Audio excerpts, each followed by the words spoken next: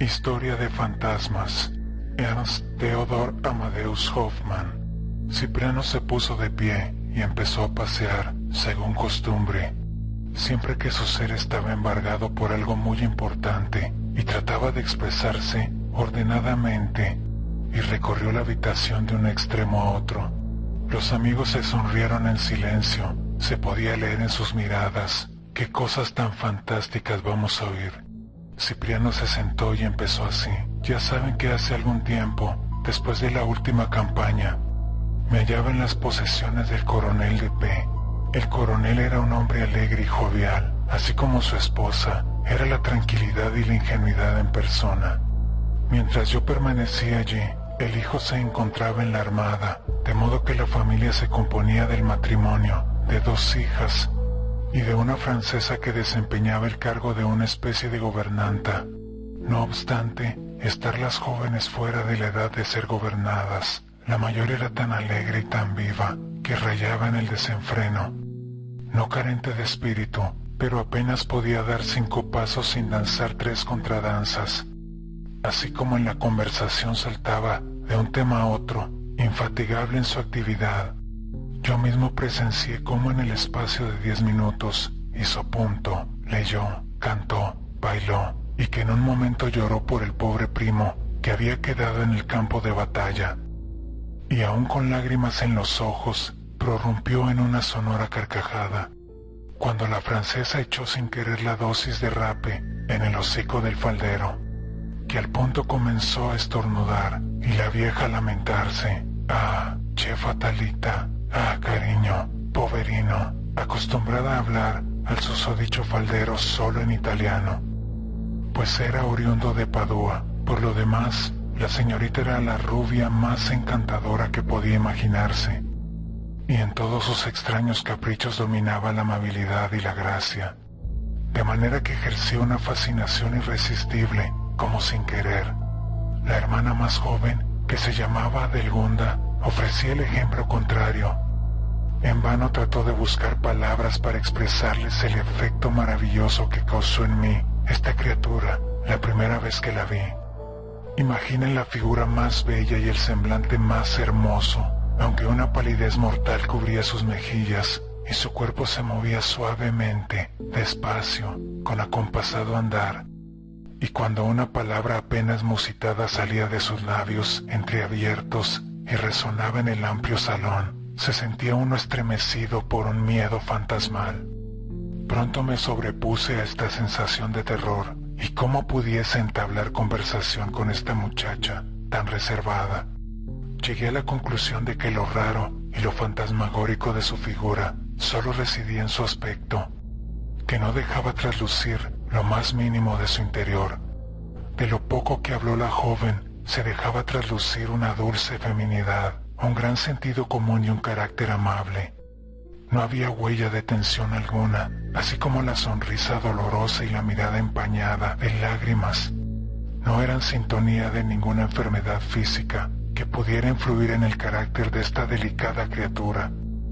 Me resultó muy chocante que toda la familia, incluso la vieja francesa, parecían inquietarse en cuanto la joven hablaba con alguien, y trataban de interrumpir la conversación, y a veces de manera muy forzada. Lo más raro era que en cuanto daban las 8 de la noche, la joven primero era advertida por la francesa, y luego por su madre, por su hermana y por su padre, para que se retirase a su habitación. Igual que se envía a un niño a la cama para que no se canse, deseándole que duerma bien, la francesa la acompañaba, de modo que ambas nunca estaban a la cena que se servía a las 9 en punto. La coronela, dándose cuenta de mi asombro, se anticipó a mis preguntas, advirtiéndome que Adelgunda estaba delicada, y que sobre todo al atardecer, y eso de las 9, se veía atacada de fiebre, y que el médico había dictaminado que hacía a esta hora, indefectiblemente, fuera a reposar.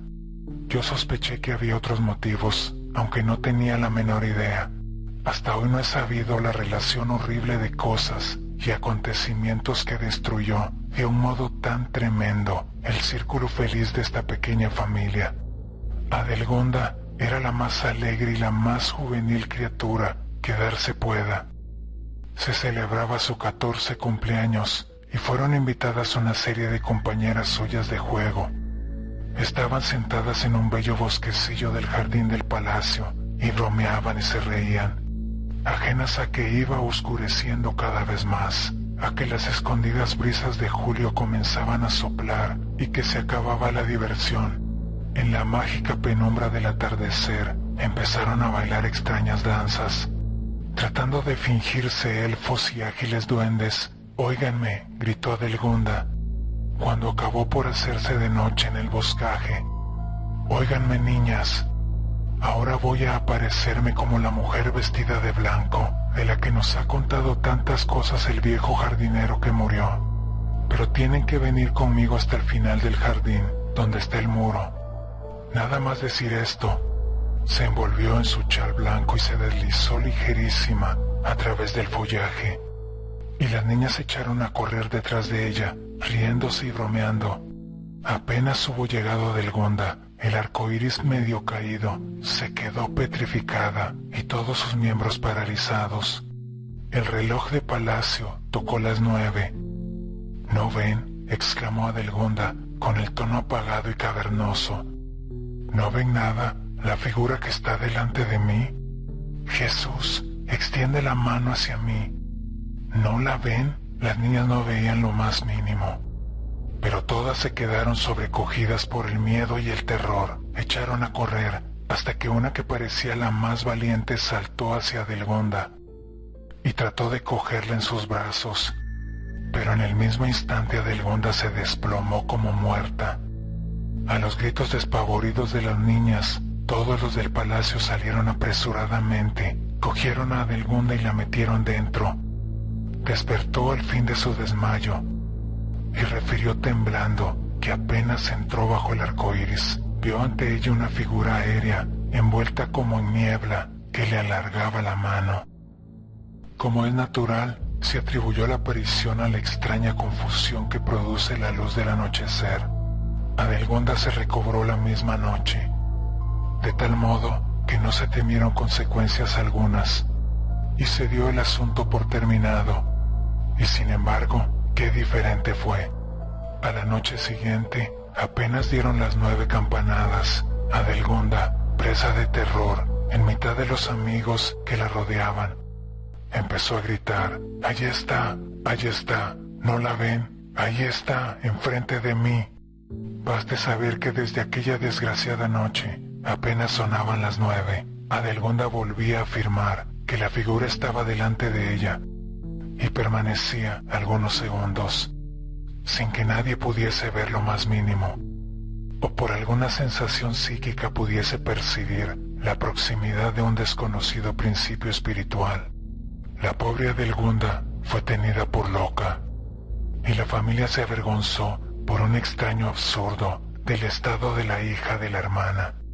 De ahí aquel raro proceder al que ya he hecho alusión.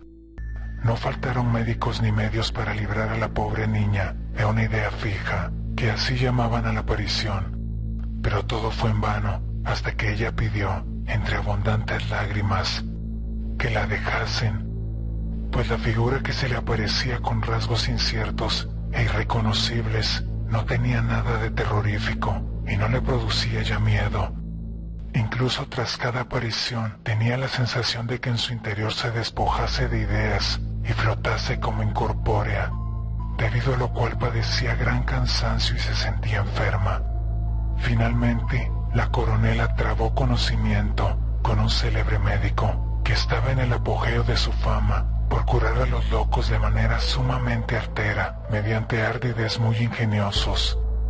Cuando a la coronela le confesó lo que le sucedía a la pobre Adelgunda, el médico se rió mucho y afirmó que no había nada más fácil que curar esta clase de locura, que tenía su base en una imaginación sobreexcitada. La idea de la aparición del fantasma estaba unida al toque de las 9 campanadas, de forma que la fuerza interior del espíritu no podía separarlo, y se trataba de romper desde fuera esta unión. Esto era muy fácil, engañando a la joven con el tiempo y dejando que transcurriesen las 9 sin que ella se enterase. Si el fantasma no aparecía, ella misma se daría cuenta de que era una alucinación y posteriormente, mediante medios físicos fortalecedores, se lograría la curación completa. Se llevó a efecto el desdichado consejo. Aquella noche se atrasaron 1 hora todos los relojes del palacio, incluso el reloj cuyas campanadas resonaban sordamente, para que Adelgunda, cuando se levantase al día siguiente, se equivocase en 1 hora. Llegó la noche, la pequeña familia, como de costumbre, se hallaba reunida en un cuartito alegremente adornado, sin la compañía de extraños. La coronela procuraba contar algo divertido. El coronel empezaba, según costumbre, cuando estaba de buen humor, a gastar bromas a la vieja francesa. Ayudado por Augusta, la mayor de las señoritas, todos reían y estaban alegres como nunca. El reloj de pared dio las 8 y eran las 9, y pálida como la muerte, casi se desvaneció Adelgunda en su butaca. La labor cayó de sus manos. Se levantó, entonces, el temor reflejado en su semblante, y mirando fijamente el espacio vacío de la habitación, murmuró apagadamente con voz cavernosa: ¿Cómo? ¿1 hora antes? Ah, ¿no lo ven? Está frente a mí, justo frente a mí. Todos se estremecieron de horror, pero como nadie viese nada, gritó la coronela: Adelgunda, repórtate, no es nada, es un fantasma de tu mente. Un juego de tu imaginación que te engaña. No vemos nada, absolutamente nada. Si hubiera una figura ante ti, ¿acaso no la veríamos nosotros? Repórtate, Adelgunda, repórtate. Oh Dios mío, suspiró Adelgunda. Van a volverme loca. Miren, extiende hacia mí el brazo, se acerca y me hace señas. Y como inconsciente, con la mirada fija e inmóvil, Adelgunda se volvió, cogió un plato pequeño que por casualidad estaba en la mesa, lo levantó en el aire y lo dejó.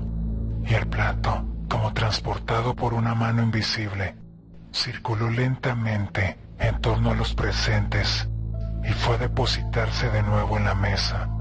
La coronela y Augusta sufrieron un profundo desmayo, al que siguió un ataque de nervios. El coronel se rehizo, pero pudo verse en su aspecto trastornado el efecto profundo e intenso que le hizo aquel inexplicable fenómeno. La vieja francesa, puesta de rodillas, con el rostro hacia tierra, rezando, quedó allí, quedó libre como Adelgunda de todas las funestas consecuencias. Poco tiempo después la coronela murió.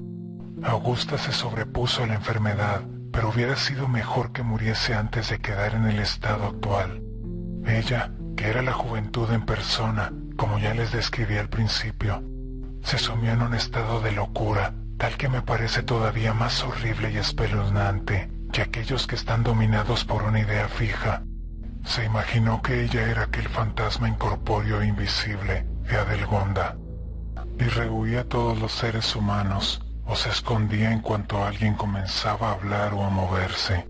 Apenas se atrevía a respirar, pues creía firmemente que de aquel modo descubría su presencia y podía causar la muerte a cualquiera. Le abrían la puerta, le daban la comida que escondía al tomarla, y así, ocultamente, hacía con todo. ¿Puede darse algo más penoso? El coronel, desesperado y furioso, se alistó en la nueva campaña de guerra. Murió en la batalla. Es notable, muy notable, que desde aquella noche fatal, Adelgunda quedó libre del fantasma. Se dedica por entero a cuidar a su hermana enferma, y la vieja francesa la ayuda en esta tarea. Según me ha dicho, hoy Silvestre, el tío de las pobres niñas, acaba de llegar para consultar con nuestro buen R acerca del método curativo que debe emplearse con Augusta. Quiere el cielo facilitar esta improbable curación. Cipriano calló, y también los amigos permanecieron en silencio. Finalmente, Lotario exclamó: «Esta sí que es una condenada historia de fantasmas. Pero no puedo negar que estoy temblando, a pesar de que todo el asunto del plato volante me parece infantil y de mal gusto». «No tanto», interrumpió Otomar, «no tanto, querido Lotario. Bien sabes lo que pienso acerca de las historias de fantasmas. Bien sabes que estoy en contra de todos los visionarios.